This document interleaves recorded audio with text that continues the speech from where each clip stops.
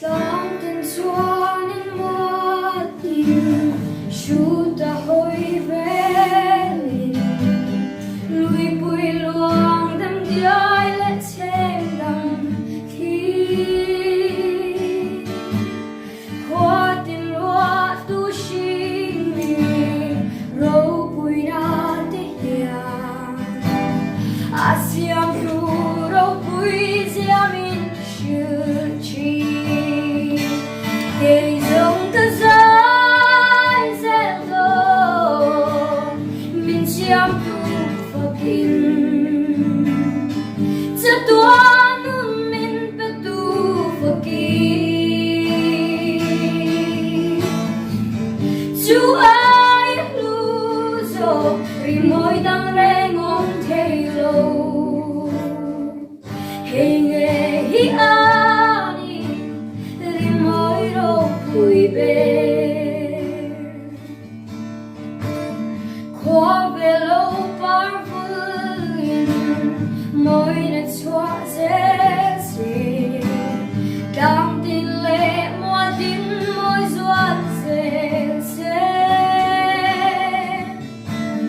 thinh tin parvul doan dễ sham thiam tin reng an môi doan siam tuan phak doan cây giống cá dai dễ lo min siam tu phak ki cha tuan min pe tu phak ki chú ai lu zo Rimawi đang reng om thei lo hey nghe hi ani Rimawi ropui be shing mi thiam na phin na zong ten nei la rồi môi na lệ ropui na zong ne nắng rồi môi na da the anh đang ca khăng lâu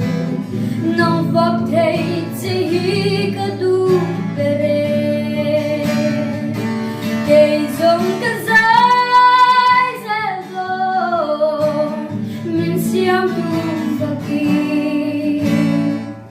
cha tuan min pe tu phak ki chú ai lu zo Rimawi đang